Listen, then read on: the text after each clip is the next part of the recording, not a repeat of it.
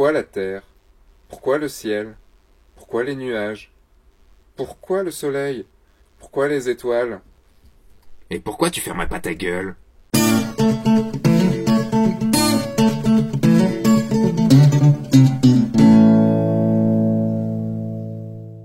Bonjour et bienvenue dans ce nouvel épisode de F1.4, je suis Sébastien Roignan, vous êtes dans un épisode de questions-réponses. Excusez-moi pour la petite vulgarité de l'intro que vous venez de voir, mais j'adore cette blague en fait. Des questions que vous m'avez posées sur Facebook, facebook.com/fun4, et sur le groupe de discussion, le groupe Dispute. Parti pour 15 minutes top chrono de questions-réponses. Comment vas-tu? Bon, un peu fatigué en ce moment quand même, un peu fatigué, il va y avoir quelques vacances qui vont être prises, mais F1.4 va continuer, vous inquiétez pas, sinon ça va. Ben & Jerry's ou Häagen-Dazs? Ben & Jerry's Chucky Monkey et Häagen-Dazs fraise à la crème. Si les Kinder venaient à disparaître, que deviendrais-tu? Je crois qu'en fait j'arrêterais le chocolat tout simplement. Pourquoi la barbe et pourquoi je ne suis jamais vraiment rasé? C'est juste parce que je suis une grosse feignasse et que en fait je trouve que ça me va mieux. Et qu'en fait j'arriverai pas à me raser tous les matins. Faut-il être mal rasé pour faire des photos sublimes? Ce serait prétentieux de le dire. Mais je dois bien avouer que, est-ce que Nantes c'est la Bretagne? Tout dépend de la personne que j'ai en face de moi. Si la personne pense que Nantes c'est la Bretagne, je vais forcément lui dire non. Alors que si la personne pense que Nantes c'est pas la Bretagne, je vais trouver les arguments pour lui dire oui. C'est le même débat que Canon et Nikon en fait. Sauf que Canon a toujours raison. Est-ce que c'est vraiment la taille qui compte? On va faire le politiquement correct, on va dire non, ce n'est pas la taille qui compte. Pourquoi?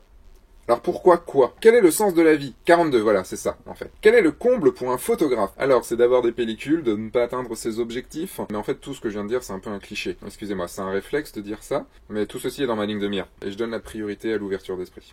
Le secret de la vanne ultime, mention carambar.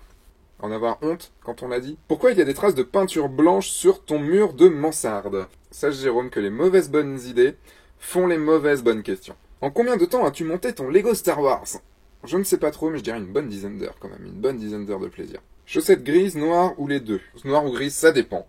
Faut juste qu'elles soient de couleurs différentes. Est-ce vrai que les photographes couchent tous avec leurs modèles féminins et masculins? No job in job. But after. Tu serais dispo pour prendre les photos de mon mariage, j'ai un petit budget. Bah évidemment que non. Tu veux quoi pour Noël? Le Lego Star Wars Faucon Millennium. Plutôt slip ou caleçon? Boxer. De quel signe astrologique es-tu? Je te vois bien en balance. Eh ben raté. Je suis un sagittaire, je suis un mec sur un corps de cheval qui tire à l'arc. Quel est ton style musical préféré? Ce que la musique peut t'inspirer dans tes photos? Mon style musical préféré, je dirais que j'aime beaucoup la chanson française, type Nouvelle Vague, type chanteuse, type donc Buridan, Lise, Olivia Ruiz, enfin un peu tout ça. Et j'aime aussi pas mal le rock, type Bon Jovi, Rolling Stones, Beatles, toujours. Et en français, Les Innocents que j'adore, que j'adore, que j'adore. Une semaine dans la peau de Sébastien, ça donne quoi? Ça donne des cernes. Partons sur une semaine l'été. Samedi, donc mariage, généralement. Samedi, mariage, entre 5 et 10 heures, voire 15 heures de prestation. Rentrée le soir, tri des photos le dimanche, et mise en place de l'épisode de la semaine pour F1.4. Le lundi, généralement, je tourne l'épisode. Montage le lundi directement. Le mardi, je traite mes photos. Je trie les photos du mariage et je les traite. J'empiète peut-être un peu sur le mercredi, mais non, mercredi, généralement, je suis parti de l'autre côté de la France pour des clients corporate, et je reviens le vendredi soir, généralement au train de 23h, et donc du coup, je repars en mariage le samedi. Marié, en couple, enfant, un peu de ta vie perso. Pas marié, pas en couple, pas d'enfant. Je sais pas trop quoi vous dire sur ma vie perso, en fait. Ma vie perso, c'est vous. Et t'as une sœur? Non. Je suis fils unique, donc je n'ai pas de sœur. Donc désolé Stéphane, mais tu n'auras pas une aussi belle créature que moi en mode féminin. Question perso sur la photo. Comment et quand as-tu commencé la photo?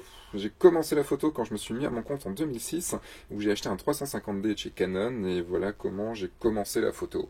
Comment t'es-tu formé à la photographie pro, et comment peut-on se former à 40 ans? Je me suis formé tout seul. Je suis autodidacte, et je me suis formé parce que j'avais envie, parce que j'étais passionné. L'astuce que je pourrais te donner pour te former à 40 ans, c'est la volonté et la passion. Et regarder F1.4, évidemment. Combien d'années as-tu mis pour te faire connaître? Alors, est-ce que je suis déjà connu? Est-ce que je suis vraiment connu? Vous me connaissez, il y a de plus en plus de gens qui suivent F1.4. Je pense pas être connu, enfin voilà, il n'y a pas de toute façon de but d'être connu vraiment. L'histoire aussi, c'est de faire son trou, tout simplement. Combien d'années? Ça fait 4 ans du coup que j'ai lancé mon activité professionnelle en photo, ça fait bientôt 8 ans que j'ai eu mon premier appareil photo réflexe. Donc voilà, à peu près, je dirais que ça a bien boosté quand même depuis que j'ai créé F1.4. Et depuis un an, ça booste plutôt pas mal. La photo est-elle pourtant un art de vivre ou juste un moyen de vivre? Je te dirais les deux si on enlève le juste. La photo est pour moi un art de vivre parce que ça règle toute ma vie. Et c'est un moyen de vivre. Je ne saurais pas vivre sans la photo. Si tu n'étais pas lancé en tant que photographe, qu'aurais-tu choisi comme métier à la place? Bon, à la base, je voulais faire de la 3D dans les effets spéciaux, faire Jurassic Park 6. Si j'avais pas fait de la 3D en études, je pense que je me serais mis dans menuisier ébéniste, en fait, parce que j'aimais beaucoup faire traiter le bois. Malheureusement, j'ai tout perdu, enfin, je me suis pas mis vraiment, mais j'aurais beaucoup aimé faire ça. Si demain, la photo, ça ne marche plus, tu fais quoi? Eh ben, je ferai en sorte que ça remarche. Parce que, comme je vous ai dit, je peux pas vivre sans. Quels sont tes mentors? Alors ça, c'est un peu compliqué, parce que je n'ai pas vraiment de mentor, en fait. Je suis quelqu'un qui ne suit pas grand monde, qui aime évidemment des gens, voilà, je vous en parlais dans l'épisode au salon de la photo, il y a des gens que j'aime beaucoup, mais il y a personne que je considère comme un mentor. Ce sera peut-être très égocentrique de dire ça, mais très prétentieux, mais mon mentor, c'est moi. Pourquoi? Parce que quand je regarde les autres, quand je regarde ce qu'ils font, ça me décourage tellement ils sont bons, que j'en serais en fait écroulé, que je ferais rien. Donc en fait, je suis obligé de me faire confiance à moi. 3 personnes qui m'ont demandé, montre-nous la photo dont tu es fier. Le choix est très compliqué. J'ai cherché, j'ai pas trouvé la photo dont je suis le plus fier. C'est complètement très difficile de vous le dire, parce qu'en plus, entre le mariage, le portrait et les mises en scène, c'est super dur. Je vous dirais peut-être, je pense, un portrait. Enfin, elle doit être affichée là. J'ai dû choisir un portrait qui est affiché là. Un portrait parce que c'est pour moi le plus fort émotionnellement parlant. Mais c'est très compliqué. C'est très compliqué. Ce sera plus ce que ça va me rappeler que la photo en tant que telle, en fait. Quel serait le shooting idéal pour toi? Quelle entreprise, quel sujet photographier, comment, quand et à quel montant payer? Bon, évidemment, le montant le plus élevé possible, tant qu'à faire. J'ai pas mal réfléchi et je me suis dit que si c'était pour une entreprise, j'avouerais que ce serait pour Lego. Vous savez que je suis un fan des Lego, et si Lego me demandait de me donner carte blanche pour faire une photo pour eux, je crois que ouais, ça serait mon shooting idéal pour l'instant. Ton fantasme photographique, Olivier, je te retrouve bien là. Évidemment, mon fantasme photographique, c'est Laetitia Casta. Un jour. Un jour. Un jour. Un mot pour décrire ton séjour à Paris le mois dernier. Émotionnel. Grave émotionnel. Si tu devais, sous la menace, bannir à vie soit le réflecteur, soit Photoshop de ta pratique photographique, sans hésiter réflecteur, parce qu'on peut faire sans réflecteur, mais on peut pas faire sans Photoshop. Enfin, je m'amuserais pas sans Photoshop, alors quand même ça me demanderait de quitter Arnold.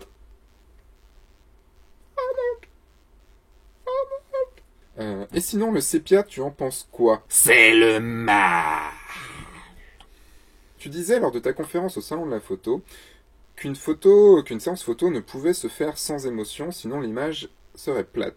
Ressens-tu à chaque fois que tu prends ton boîtier cette fameuse émotion, sinon comment la crées-tu? Non. C'est bien aussi pour ça qu'il y a des photos qui sont beaucoup plus ratées que d'autres, et que heureusement il y a certaines photos qui ressortent. C'est une histoire de moment, c'est une histoire d'instant, c'est une histoire de beaucoup de choses. Comment je fais pour la créer? Eh ben, je me fous un coup de pied au cul, et c'est peut-être pas de l'émotion qui vient exactement de là, parce que quand c'est des séances clients ou autres, c'est compliqué, mais il faut faire en sorte que au moins pour la personne d'en face, le contact se fasse. En 30 secondes, les règles que l'on peut et que l'on ne peut pas enfreindre. On peut tout enfreindre. Tout. Même la désaturation partielle. Tant que vous savez ce que vous faites. Et que vous savez pourquoi cette règle existe. Attention. Attention. Comment gères-tu la complicité avec tes modèles pour les mettre vraiment à l'aise? Regardez l'épisode sur les modèles qui va se trouver ici, devant moi. Quelles sont tes 3 blagues pour la connexion entre toi et ton modèle? Alors si je vous donne mes blagues, là ça va pas aller. Bon allez, je vous les donne. Elles sont vraiment pourries. Je suis désolé. J'ai qu'est-ce qui est rouge, petit et qui va vite sur le dos d'un cheval? C'est une fraise tagdac, tagdac, tagdac, tagdac. Qu'est-ce qui est vert, petit et qui monte et qui descend? Un petit poids dans un ascenseur. Qu'est-ce qui est jaune, petit et qui va très vite? Un citron pressé. Alors, il y a la blague. Vraiment, il y a la blague. Alors, je vais devoir prendre un peu l'accent... Il faut que je prenne l'accent suisse, l'accent belge. Accent belge, une fois, comme ça. Et que je fais très mal l'accent belge. Et je prie de m'excuser les Belges parce que j'arrive pas à faire votre accent et à chaque fois que je raconte cette blague, c'est difficile. Mais est-ce que vous savez que les Belges, ils font du cinéma? Et les Belges font du cinéma, une fois. Le prochain film des Belges, une fois, ça va être un western. Et je fais deviner le titre de ce western. Et je vous le donne dans le mille. Ça va s'appeler Il était dans l'Ouest. Une fois. Ouais, je sais, c'est pas drôle. Comment fais-tu pour créer des scènes? Du moins, comment te viennent les idées de mise en scène? Est-ce que ces mises en scène sont un budget? Quelle est la démarche pour trouver les lieux de shoot? Penses-tu qu'une bonne photo peut se réaliser n'importe où? Le décor est primordial. Alors j'ai mis toutes ces questions ensemble parce qu'elles parlent de la même chose. Je dirais que sur mes mises en scène, le lieu est primordial. C'est le lieu qui va me donner l'envie de faire la photo, donner l'idée originale. Alors il peut y avoir le personnage aussi, que si j'ai quelqu'un qui a un personnage de fou, des costumes de fou et tout, ça peut vraiment me donner l'idée. Comment me viennent les idées? Je vous dis avec le lieu, avec la personne. Écoutez si la personne a une histoire de son personnage, ça peut me donner l'idée, puis après, voilà, ça réfléchit, ça vient, ça peut prendre du temps. Regardez l'épisode sur l'Urbex, j'en parle un petit peu. Est-ce que ces mises en scène sont un budget? Ça peut, c'est rare, généralement je donne aucun budget sur mes shootings, mais c'est un petit budget dans le sens où c'est de l'essence, où c'est des croissants et des petits pains, ouais, c'est quand même un petit budget. Il y a le budget maquillage, il y a le budget même si la maquilleuse vient, faut quand même essayer de lui payer un peu son matos. Mais c'est rare, c'est pas grand chose, hein. C'est des budgets de l'ordre de 50 euros peut-être, ou 100 euros maximum. Quand on arrive à faire déplacer 20-25 personnes pour 100 euros, c'est quand même pas grand chose. Est-ce qu'une bonne photo peut se réaliser n'importe où? Enfin, un portrait peut pour moi se réaliser à peu près n'importe où. Improviser, juste improviser et ça va marcher. Par quel biais peut-on tenter d'obtenir des accréditations dans différents festivals, concerts, manifestations sportives sans être photographe pro? Alors, il faut demander. Demander aux managers, demander aux petites salles, aux centres culturels, c'est assez facile, vous les contactez et ils vont sûrement vous dire oui. Si vous ne demandez pas, évidemment, vous n'y arriverez pas.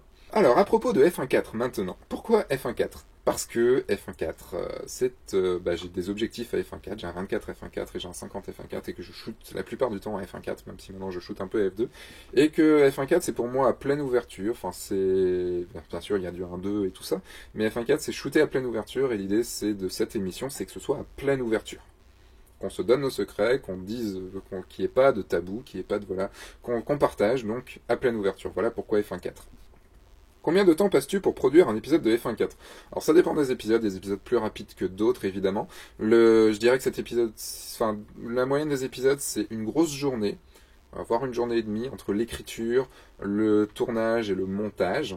Et sur un big épisode c'est 3 jours. Tu utilises quel objectif pour faire tes vidéos? Là c'est un 24 mm f1.4 qui est à f1.4 1/30 de seconde à ISO 400. Mais ça m'arrive aussi d'utiliser le 50 mm pour des points plus rapprochés. Quel logiciel que tu utilises pour screencaster, pour faire tes captures d'écran? J'utilise Camtasia. Combien te rapporte F1.4? En vue YouTube, rien. Évidemment, YouTube ne rapporte rien tant qu'on ne fait pas des millions de vues, et en plus ça change, ça a l'air de changer. Combien me rapporte F1.4? Pour l'instant en t-shirt rien, je vous les vends quasiment au prix de revient, donc quasiment rien, j'ai peut-être les miens gratuits. Combien me rapporte F1.4 en big épisode? En big épisode, j'en ai vendu pour l'instant 175. J'ai été vraiment très très flatté de tout ça. Tout cet argent, pour l'instant, tous les argent des prochains big épisodes va être réinvesti dans F1.4 pour avoir un bon site internet, peut-être pour trouver un local et surtout pour pouvoir passer du temps à vous créer ces vidéos. Mon but étant de vous donner beaucoup plus de vidéos, beaucoup plus d'interviews, beaucoup plus de choses pour que vous vous amélioriez et qu'on s'améliore tous ensemble. Et ça me prend beaucoup de temps, donc c'est logique qu'à un côté j'essaye aussi de gagner ma vie en vous proposant autre chose, en vous proposant quelque chose de complémentaire. As-tu déjà reçu des mails de personnes très en colère après certaines de tes prises de position? Par exemple, un mail du Crépuscule extrémiste pour l'utilisation de la désaturation partielle en photographie. Non! Ce groupe n'existe pas! Et heureusement! Non, je dois dire que non, je reçois énormément de mails de remerciements, et je vous avoue que ça fait toujours très très très très plaisir de recevoir ça. surtout des mails ne demandant absolument rien, juste disant merci, c'est cool, merci à vous. J'ai reçu des mails de disant que j'étais très prétentieux et tout ça, mais bon, je considère juste que c'est des mails de jaloux. Donc voilà. Ah si, je tiens à remercier le mec qui met toujours un pouce rouge sur n'importe quelle vidéo. À peine elle est sortie, à peine j'ai un pouce rouge sur n'importe quelle vidéo que je sors. Merci, c'est cool. Mais sache que les pouces rouges, c'est comme les pouces verts, YouTube il aime ça. Alors, on m'a demandé donc du coup des épisodes sur la photo d'architecture, la photo de paysage, un truc sur les tablettes graphiques. Peut-être, quand j'aurai trouvé la bonne personne, oui. Si je connais ça, je vous ferai un épisode là-dessus. Mais pour l'instant, je dirais que sur l'architecture et sur le paysage, il faut que je trouve une personne parce que je ne pratique pas du tout ça. À quand un big épisode sur tes blagues? Bah, en même temps, ça serait une bonne blague cet épisode-là, comme un big épisode payant sur comment faire des blagues. Non, non, on annule. Business maintenant, on va parler un peu business. Comment as-tu fait pour développer ton marché? Quel est l'argument ultime pour prouver que tu peux présenter mieux que ton confrère? Alors ces deux questions pour moi sont liées. Je dirais être soi, faire ce que j'aime, être moi-même. Et y aller, jamais s'arrêter, créer plein de projets, toujours avoir plein de projets, plein de projets. On ne sait jamais lequel va déboucher sur le projet de sa vie. Quand j'ai lancé F1.4, je pensais pas que j'arriverais ici maintenant, que je serais encore là un an et demi après, à faire F1.4 et que ce soit développé comme ça. Voilà, il y a plein d'idées que j'ai lancées, il y a plein d'idées qui se sont vautrées, et il y a F1.4 que j'ai lancé un jour qui s'est pas vautré, et j'ai mis toute mon énergie dedans, et dans d'autres, voilà. Mettez votre énergie dans les choses et créez, et à un moment vous trouverez la façon de faire et développer votre marché en étant vous-même et en faisant plein de choses. Ne faites pas ce que les gens attendent. T'en penses quoi du pas cher? Les photographes qui sont trop pas chers, bah, je vous dirais tant pis pour vous. Vous cassez le marché et en plus vous vivez pas, donc tant pis pour vous. Moi je m'en fous d'un côté parce que vous avez des clients qui viendraient de toute façon pas vers moi. Enfin, le matériel, il faut mettre le prix. Voilà, donc réfléchissez, le pas cher c'est un mode de consommation. C'est pas pour moi du vrai gros travail qualitatif. Toujours préférer le qualitatif au quantitatif. As-tu déjà raté une prestation? Totalement raté, non, parce que je pense être assez professionnel pour pouvoir ne pas rater mes prestations. Après, il faut faire la différence entre des clients qui n'ont pas été contents, qui n'ont pas été satisfaits, ça c'est une autre histoire, parce que entre le brief de départ et l'arrivée, il peut y avoir des gros changements, donc ça peut être très compliqué. Donc voilà. Mais toujours essayer que votre client soit satisfait à la fin, évidemment. Auteur photographe ou artiste photographe? Pourquoi? Bah, tout dépend si vous allez vendre des prestations ou c'est les vendre vos photos. Tes parts de travail, combien de mariages par an, séances de couple par an, corporate, quels sont tes motifs de refus à travailler avec quelqu'un?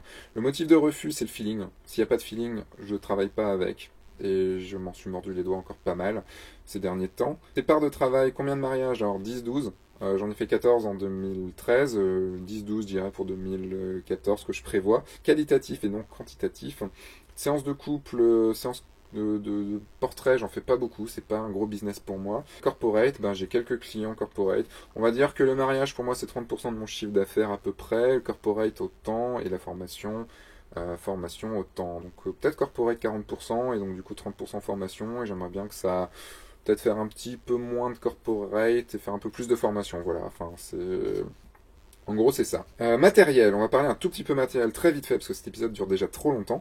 Au niveau du matériel, que possèdes-tu? En matériel, j'ai pas grand-chose. J'ai deux Canon 5D Mark II, enfin j'en ai trois, mais il y en a un qu'il faut absolument que j'amène, vous savez.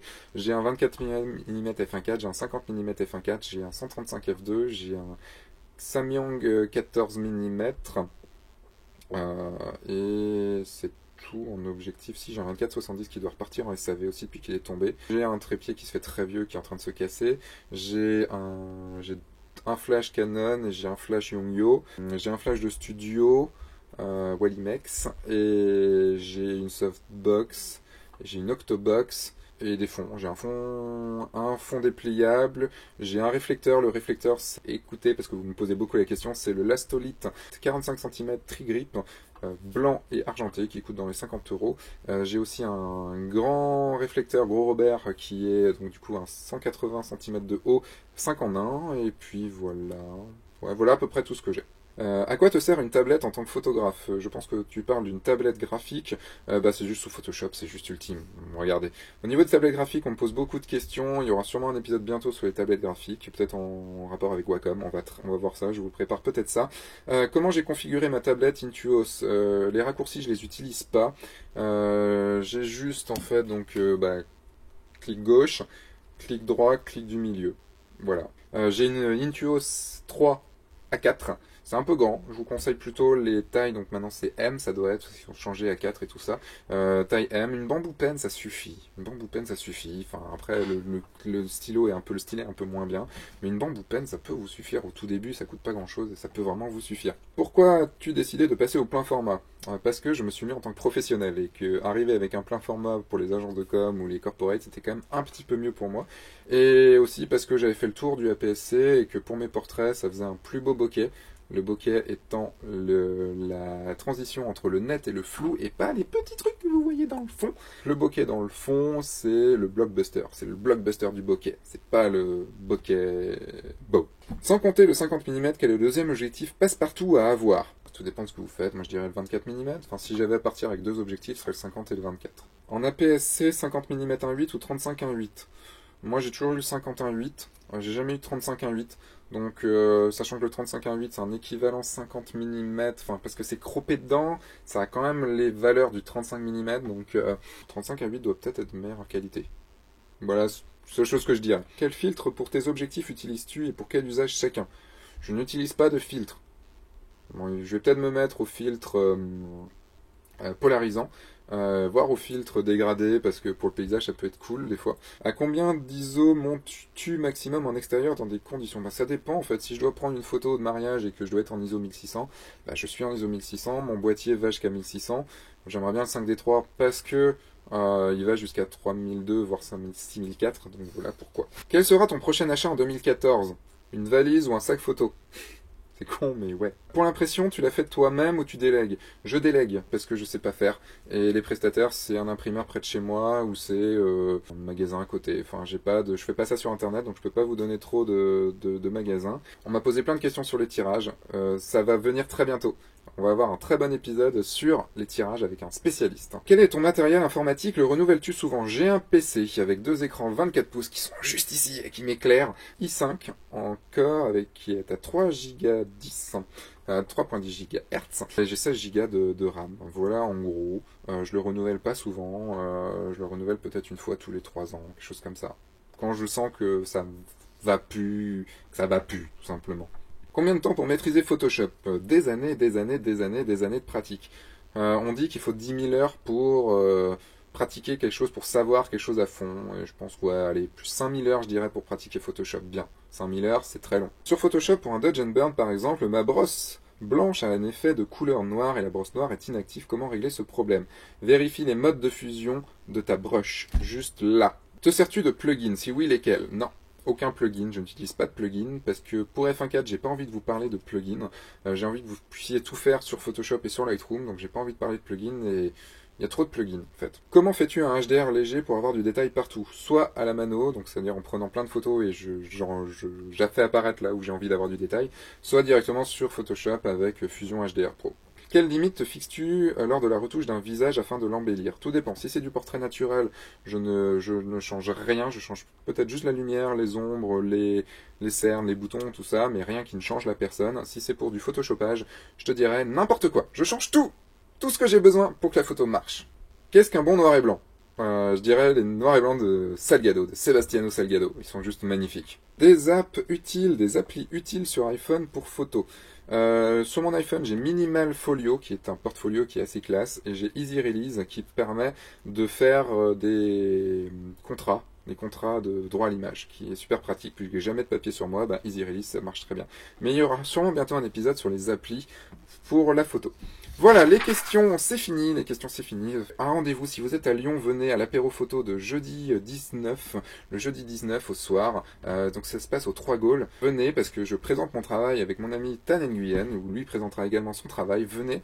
Je vous invite aussi à vous abonner, vous ne louperez aucun épisode. Je vous dis aussi de faire un pouce vert si vous avez aimé, un pouce rouge si vous n'avez pas aimé.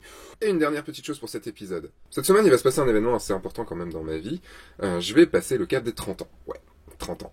Quand même. Et comme une semaine après c'est Noël, à partir de ce soir, dimanche 15 et jusqu'au dimanche 29, le big épisode, donc Jungle Warrior, sera à 9,90€ au lieu de 14,90€, donc une promotion pour ces fêtes de fin d'année. Et en plus de tout ça, un concours pour cette fin d'année. Dans les commentaires ou par mail sur funcat@gmail.com, postez vos autoportraits. Un autoportrait par personne, et je choisirai donc les 3 meilleurs qui gagneront tous un big épisode. Et pour ne léser personne, si vous avez déjà le big épisode Jungle Warrior, je vous offre le prochain big épisode qui sortira mi-janvier. Je vous dis donc à la semaine prochaine, où le verre va très très bien m'aller. En attendant, faites des photos, amusez-vous. Au revoir.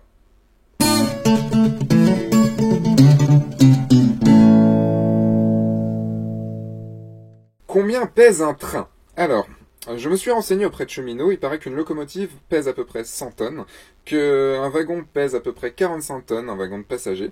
Donc si on dit qu'un train TGV a 2 locomotives et environ 10 wagons, donc ça nous fait 10 fois 45, donc 450, plus 200, donc ça nous fait 650 tonnes. Après, tout dépend, Louis-Pierre, si tu es dans le train ou hors du train. Comment se convaincre que l'on est assez bon pour oser demander à un modèle de poser? Je te comprends, parce que j'étais exactement comme ça il y a des années. Répondre à ta question, ça va être compliqué si j'ai pas envie de rentrer dans une psychanalyse. Comme je disais, j'étais un grand timide également, j'avais beaucoup de mal à aller demander à des modèles de poser pour moi.